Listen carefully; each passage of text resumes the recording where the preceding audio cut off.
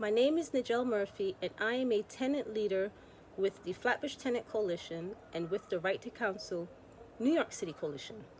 This recording is to show support of how having legal representation prevents unlawful evictions of tenants from their homes due to negligent landlords that will go to great lengths to force tenants out.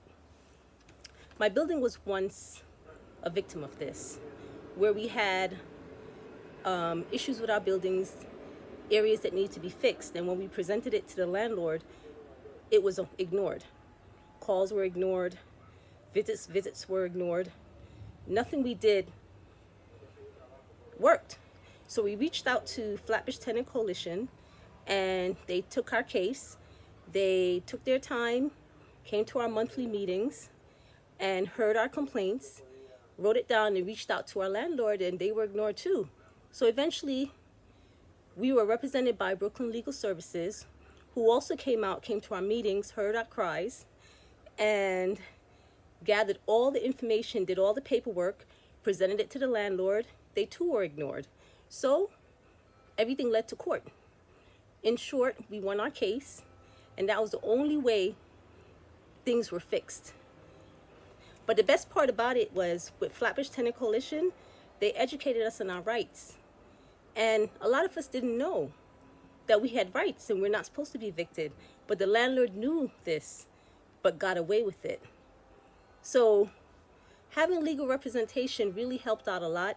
It took away all the stress of handling paperwork and representing yourself in court, which is really not a good experience from what I saw.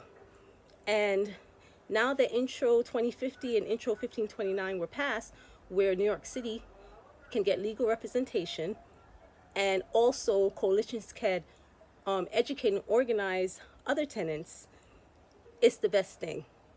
And we're asking the city to allocate $5 million, because that's our next step since the laws were passed, so we can start sending out flyers, meeting with different groups, educating them, because all of that costs money to do.